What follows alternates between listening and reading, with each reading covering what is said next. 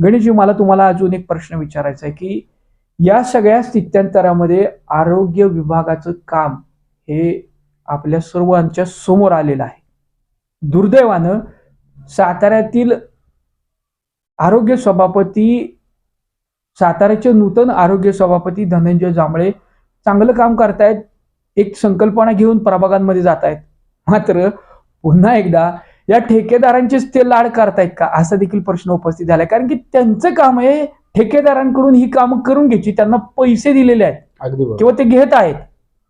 काय सांगा? नाही, अगदी तुम्ही बोलला तो मुद्दा खरंच म्हणजे आपल्याला स्वतःला अंतर्मनाला प्रश्न निर्माण करतो की अरे आज कोट्यवधी रुपयाचे आपण टेंडर काढलेले आहेत आणि ते टेंडर काढल्यानंतर दर महिन्याला न चुकता ठेकेदार बिलं काढायला नगरपालिकेच्या आरोग्य विभागात आणि बाकीच्या विभागांमध्ये आलेले असतात.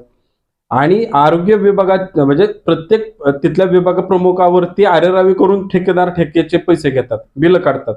मग बिलं काढता ज्या जबाबदारीनं बिलं काढायला येतात त्या जबाबदारीनं सातारा शहराचं स्वच्छता ठेवणं, आरोग्याच्या संदर्भात जे प्रश्न निर्माण होतात ते कमी करणं, याच्यासाठी ठेकेदार का जबाबदारीनं रस्त्यावरती उतरून काम करत नाही? ते कुठेच दिसत नाही. ते फक्त बिलं काढायला आलेले नगरपालिकेत दिसतात. आणि मग एखादा विभागाचा अधिकारी असतो तो त्यांच्या समोर हो हो साहेब, हो भाऊ करत त्यांची हाजाजी करतो. अरे आरोग्य सभापती असताना तुम्ही ठेकेदारांची हाजाजी तिथले जर अधिकारी करत असतील तर मग आरोग्य सभापतींनी या सगळ्या गोष्टींना चाप लावले पाहिजेत. आज आरोग्य सभापतींच्या प्रत्येक कामाच्या अनुषंगानं त्यांच्या सूचनांचं पालन खरं तर आरोग्य निरीक्षकांनी करणं गरजेचं आहे. मात्र दुर्दैवाने अशी वेळ आलेली आहे की आज आरोग्य सभापती स्वतः रस्त्यावरती आहेत आणि ही मंडळी, बाकीची ज्यांचं दायित्व आहे ती मंडळी नेमकं करतात काय, असा देखील प्रश्न आज सातारकरांना पडलेला आहे.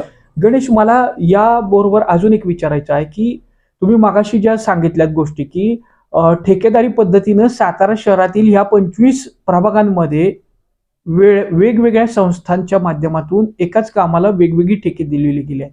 नेमकं त्याचं स्वरूप एकदा पुन्हा सांगाल का? नेमकं कोणते कोणते आहेत? म्हणजे रस्ते सफाई एक सांगितलं, असे आणखीन कोणते कोणते आहेत सांग. आता बघा, आपले जे सातारचे मुख्य रस्ते आहेत ते रस्ते पण वेगवेगळ्या प्रभागात आहेत. म्हणजे आता समजा खाली बॉम्बे रेस्टॉरंट पासून पोवे नाक्यापर्यंत एक रस्ता आहे, त्या एका रस्त्याला 2 ठेकेदार नेमलेले आहेत. म्हणजे असं आहे. गोडवली पासून कोल्हापूर नाक्यापर्यंत रस्ता आहे, त्याला एक ठेकेदार वेगळा. त्याच्यानंतर वाडेफाटा टू पोवे नाका रस्ता आहे, त्याला वेगळा. स्टँडचा रस्ता आहे शाहू स्टेडियम पर्यंत, त्याला एक ठेकेदार वेगळा. पुन्हा शाहू स्टेडियम पासून मोळचवाडा त्याला ठेकेदार वेगळा. हे झालं झाडलोट करण्याचं. कचरा घंट्या गाडीतनं कचरा संकलित करायचा आणि तो कचरा डेपोवर न्यायचा, ह्याच्यासाठी वेगळे ठेकेदार वेगवेगळे. झाडं तोडलेली असतात, झाडं तोडायसाठी एक ठेकेदार, झाडं तोडलेला कचरा गोळा करायचा आणि तो कचरा डेपोवर न्यायचा, ह्याच्यासाठी वेगळा ठेकेदार. याच्याही उपर जाऊन सांगतो, असे वेगवेगळे म्हणजे स्वच्छतागृह स्वच्छ करणं त्याच्यासाठी वेगळा ठेकेदार. त्याच्यासाठी आरोग्य हे एक ठेकेदार काम करू शकत नाही, त्याच्यासाठी वेगळाच ठेका द्यावा लागतो. कुठल्या प्रथा परंपरा हे पाडायला लागलेत सातारा नगरपालिकेत काय कळत नाही आपल्याला. याच्यापेक्षा हाईट बघा. आता आम्ही जो मुद्द्यावर बोलतोय, सोनगाव कचरा डेपोवरचा कचरा त्याच्यावरती प्रक्रिया करण्यासाठी, खत निर्मिती करण्यासाठी आणि तिथलं नियोजन करण्यासाठी एक ठेकेदार नेमला, इकोसेव संस्था नेमली.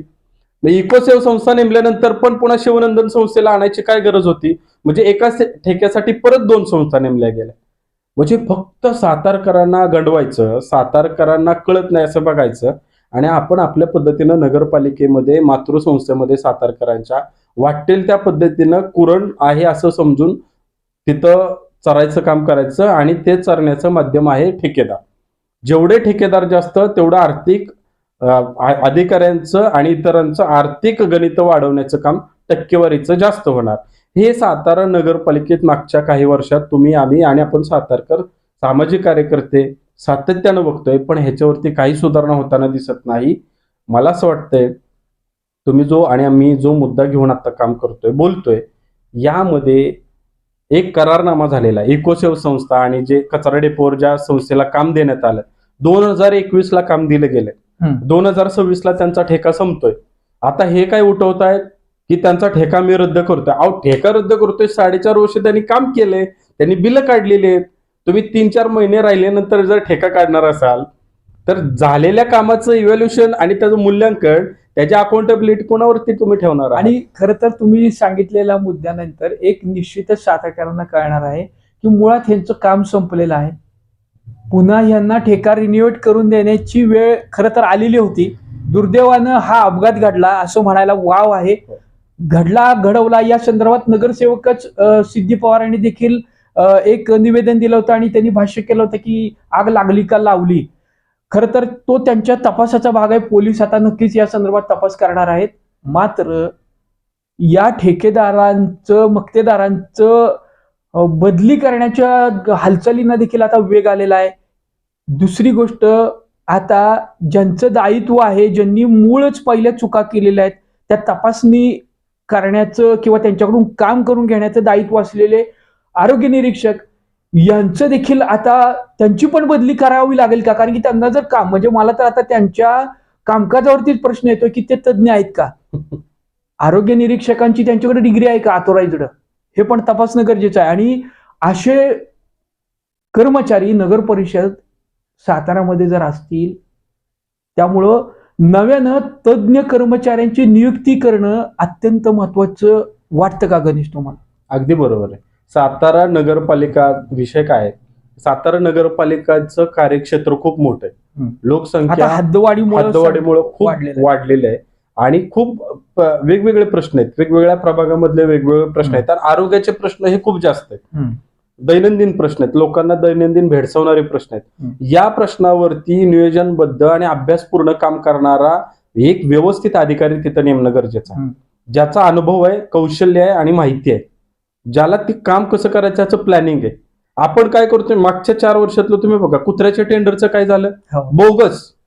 बोगस टेंडर, म्हणजे निर्बीजीकरणच केलेलं नाहीये आणि बिलं काढलेली आहेत. आपण जर विषय आयरणीवर आणला नसता, शेवटी तो विषय आयरणीवर आल्यावर काय झालं? आरोग्य निरीक्षकाची बदली. संबंधित संस्थेला आपण बोलल्यामुळे ठेका काळ्या यादीत टाकला, ठेका रद्द केला. पण मी म्हणतो असे आरोग्य निरीक्षक आणताच कशाला की जे सातारकरांच्या डोक्याला त्रासच देणार आहे. म्हणूनच मी म्हणलं की ते तज्ज्ञ आहेत का? जसं कुठलंही काम करताना तुम्ही ठेकेदार आहे त्याच्याकडं, म्हणजे जर निर्बीजीकरणाचा गणेश मुद्दा आपण पाहिला होता की त्यामध्ये संबंधित संस्थेकडे कोणतेही तज्ज्ञ व्यक्ती नव्हते, त्यांच्याकडे इन्स्ट्रुमेंट नव्हते, कोणतीही टीम पण नव्हती. मात्र त्यांना कसा काही ठेका मिळाला हा पहिला प्रश्न आहे. बरं, हे सगळं तपासणी करून ज्यांचं दायित्व होतं ते पुन्हा आरोग्य निरीक्षक राठोड माननीय ते सुद्धा यामध्ये सहभागी होते, सामील होते. म्हणजे त्यांच्याच सहीनं कारभार झाला असं म्हणायला हरकत नाही. असो, पण ह्यातले एक मुद्दा सांगू का? तुम्ही जो मुद्दा बोलला, जसं कुत्र्याच्या टेंडरमध्ये आणि त्यावेळेस पण अनेक काही असे टेंडर होते की ज्याच्यामध्ये बोगसगिरी झालेली लक्षात यायला लागली. त्याच्यामध्ये काय केलं की आरोग्य निरीक्षकाची बदलीच करायची, मग त्याची बदली केली, विषय संपला. आता ही जी इकोसेव संस्था आहे, शिवानंदन संस्था आहे, ह्यांची कोट्यवधी रुपयाची दर वर्षाची बिलं निघाली, दर महिन्याला लाखो रुपयाची बिलं निघाली.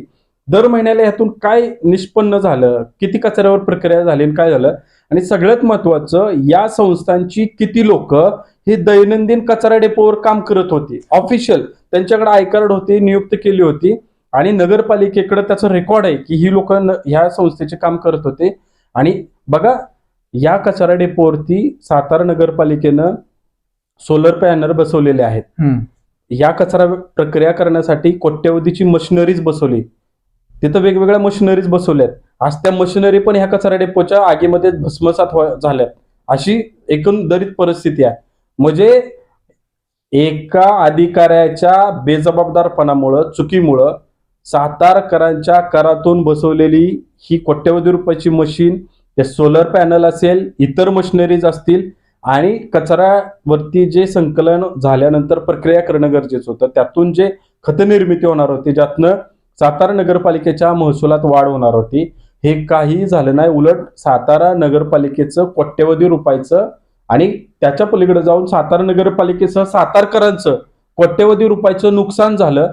हे नुकसान न भरून येणार आहे, तुम्ही ह्याची भरपाई कशी घेणार आहात? नोटीस दिली म्हणजे झालं का सगळं? हा मुद्दा तर आलेलाच आहे. या संदर्भात सातारा नगराध्यक्ष अमोल मोहिते आणि उपनगराध्यक्ष ऍडव्होकेट दत्ता बनकर यांनी सांगितलं की आम्ही या सगळ्या घटनेची चौकशी करू, याचं ऑडिट करू, कुठल्याही दोषी अधिकाऱ्यांना पाठीशी घालणार नाही, त्याचबरोबर त्यांच्याकडूनच याची वसुली करू यामध्ये जेवढे पण लोक आहेत त्यांच्याकडून, असं त्यांनी सातारकरांना पत्रकार परिषदेतनं आश्वस्त केले. आता मला तुम्हाला विचारायचं आहे की या गोष्टी घडल्या, याचं सर्व सार आपण आत्ता मांडला. जसं सोनगाव कचरा डेपोमध्ये 2 मक्तेदार आढळून आले. पहिला मुख्य मक्तेदार होता, ठेकेदार होता, नंतर दुसरा एक सपोर्ट सिस्टीमचा मक्तेदार होता. तसंच सातारा शहरातील प्रभागांच्या अनुषंगानं आणि एकूण सातारा शहराच्या स्वच्छता असेल, आरोग्य अबाधित राखण्याच्या संदर्भातले ठेकेदार असतील, त्यांच्या संदर्भात देखील गणेश वाघमारे यांनी अत्यंत महत्वपूर्ण माहिती दिलेली आहे. कशा पद्धतीनं कामगारांची नियुक्ती केली जाते, त्यांना नेमकं किती वेतन दिलं जातं आणि त्यांच्याकडून नेमकं काय काम करून घेतलं जातं, यामध्ये देखील आरोग्य निरीक्षकांची जबाबदारी आणि दायित्व पुन्हा एकदा ऐरणीवर आलेलं आहे. याचा सुद्धा तपास होणं गरजेचं आहे. गणेश, मला जाता जाता अजून एक महत्वाचा मुद्दा तुमच्याशी विचारायचा आहे की या सर्व गोष्टी घडत असताना आज ह्यांनी काम केलं नाही हे कळलंय. दुसरी गोष्ट, आरोग्य निरीक्षकांनी त्यांचं हक्क, कर्तव्य आणि दायित्व पार पाडलं नाही हे कळलंय. मात्र या ठेकेदारांची जी बिलं अदा केली गेलेली आहेत, खरं तर या संदर्भात अधिकृतरित्या त्यांच्याकडून माहिती दिली जात नाहीये. ते अजूनही सारवासारव करतायत. तुमच्याकडे माहिती अधिकारातनं माहिती मिळालेली आहे की खरंच बिलं अदा केलेली आहे. मला प्रश्न असा आहे की आरोग्य निरीक्षक, ठेकेदारांनी काम केलं नाही, मक्तेदारांनी काम केलं नाही, आरोग्य निरीक्षकांच्या सहीनं तपासणी अहवालानंतरच त्याची बिलं निघतात. ही सर्व बिलं निघण्याचं मुख्य कारण असं असतं की सातारा नगर परिषदेतील लेखापाल असतील, ऑडिटर असतील आणि सर्वात शेवटी मुख्याधिकारी असतील, काय यांनी केलंय नेमकं या प्रकरणात? आता ह्याच्यामध्ये एक आहे की हे जे सोनगाव कचरा डेपोची संस्था जी काम करत होती, तर ही कचरा डेपोची काम करणारी संस्था दर महिन्याला बिल मागणी अहवाल देते. त्या अहवालामध्ये काय काम केलं, किती खत निर्मिती झाली, काय प्रक्रिया झाली, किती टन कचरा आला आणि किती टन कचऱ्यावरती प्रक्रिया झाली, ह्याचं प्रॉपर अहवाल द्यावा लागतो. त्या बिलासोबत काय काम केलं ह्याचा अहवाल द्यावा लागतो, त्याचे जिओ टॅगचे फोटो द्यावे लागतात आणि हे तपासायचं सगळं तपासायचा अहवाल. आणि तिथं जाऊन प्रत्यक्ष घटनास्थळी जाऊन जिथं ती प्रक्रिया चालू आहे तिथं जाऊन आरोग्य निरीक्षकांनी बघणं, ते सगळं समजून घेणं, काय प्रक्रिया झाली हे नोंद वही मधल्या तिथला नोंद करणं. जर त्यांना काही गोष्टी चुकीच्या निदर्शनास येत असतील, कमतरता जाणवत असतील तर ते सुधारण्यासाठी त्यांनी सूचना करणं, हे सगळं झालेलं आहे का? आणि मग हे झाले नसेल, त्याच्या पलीकडे जाऊन जर ह्यांनी बिलं मागणी केली असेल तर त्या बिलांना मागणी करत असताना त्याचे फोटो, त्याचा अहवाल हे सगळं दिलं जातं. आणि अहवाल दिल्यानंतर आरोग्य निरीक्षक त्याच्यावरती शेरा देतो, त्याचे टिप्पण जोडतो आणि तो पुढं लेखापालांना दिला जातो. लेखापालांनी पण ते चेक करणं गरजेचं आहे. म्हणजे फक्त आरोग्य निरीक्षकांची आरोग्य प्रमुख म्हणून, विभाग प्रमुख म्हणून जबाबदारी नक्की आहे, 100%. पण आज आर्थिक हिशोबाचं गणित लेखापाल बघतात, त्यामुळे लेखापालांची जबाबदारी पण तेवढीच महत्वाची आहे. आणि मग शेवटी मुख्याधिकाऱ्यांची जबाबदारी आहे. पण मुख्याधिकारी तर जास्त महत्वाचे आहेतच, पण माझं म्हणणं असं आहे की कोट्यवधीची, लाखो रुपयाची बिलं काढताना आपण एखाद्या माणसाला उसने 1000 रुपये देताना आपण 10 वेळा विचार करतोय. तुम्ही एखाद्या ठेकेदाराला लाखो रुपयाची बिलं, 10-10 लाखाची बिलं काढताना त्याची त्याचं चेक करता का नाही? चेकलिस्ट काय तुमच्याकडं? मग न चेकलिस्ट डोळ्यासमोर ठेवता तुम्ही फक्त त्याच्या एका पत्रावरती तिथं प्रत्यक्ष पाहणी न करता बिलं काढलेली आहेत का? मग ही बिलं काढली असतील तर माझं प्रामाणिक म्हणणं असं आहे की आमच्या सातारकरांच्या खिशाला तुम्ही चाट लावलेली आहे आणि तुमच्या सोयीनुसार तुम्ही जी कामं केली, बिलं काढली आणि ठेकेदारांना पोचण्याचं काम केलंय. पहिला गुन्हा हा आरोग्य निरीक्षकावर दाखल झाला पाहिजे, दुसरा गुन्हा हा लेखापालांवर दाखल झाला पाहिजे. यांची पहिली सखोल चौकशी लागली पाहिजे, तोपर्यंत यांना निलंबन केलं पाहिजे. हे धाडस दाखवणार आहे का सातारा नगरपालिकेचे आत्ताचे नगराध्यक्ष असतील, उपनगराध्यक्ष असतील, आरोग्य सभापती असतील, यांनी हे धाडस दाखवलं पाहिजे. तर मग पुढच्या येणाऱ्या अधिकाऱ्यांना ती शिस्त लागणार आहे. नाहीतर मग काय मग तेच आहे ना. खरंच गणेश, मागासपासून आपण गुरुच्या गप्पांमध्ये सातारा शहरातील अत्यंत महत्वपूर्ण असलेल्या धुमसत्या सोनगाव कचरा डेपो नंतर उमटलेली स्थित्यंतर, घडलेल्या घटना याचा उहापोह केला. खरं तर सातारा नगरपालिकेमध्ये प्रथमतःच भारतीय जनता पक्षाचा निर्विवाद वर्चस्व आपल्याला पाहायला मिळालं. भ्रष्टाचार मुक्त कारभार हा केंद्रामध्ये करत असताना राज्याची धुरा देखील सन्माननीय मुख्यमंत्री देवेंद्रजी फडणवीस यांच्या माध्यमातून केली जात आहे. आणि त्याच अनुषंगानं सातारचे लोकप्रतिनिधी खासदार श्रीमंत छत्रपती उदयनराजे भोसले असतील, नामदार शिवेंद्रसिंहराजे भोसले असतील, या दोघांच्याही खरं तर नगर परिषदांमध्ये आता उमेदवार त्यांच्या जरी आघाडींचे असले तरी भारतीय जनता पक्षाचे म्हणूनच विजयी झाले आहेत आणि त्यांच्या हातामध्ये आता खरं तर कारभार आहे. जुनं जे काही झालं ते निश्चितच झालं, पण आता येणाऱ्या काळामध्ये निश्चितच भारतीय जनता पक्षाचं एक दायित्व तुमच्याकडे आहे आणि त्या अनुषंगानं भ्रष्टाचार मुक्त कारभार होईल अशीच अपेक्षा सातारवासियांना वाटत आहे. घडलेल्या प्रकाराच्या अनुषंगानं निश्चितच आपण या संदर्भात चौकशा करणार आहात, संबंधितांवरती गुन्हा देखील दाखल केलेला आहे, त्याचं ऑडिट देखील करणार आहात असंच आपण सांगितलेलं आहे, सातारकरांना आश्वस्त केलेलं आहे.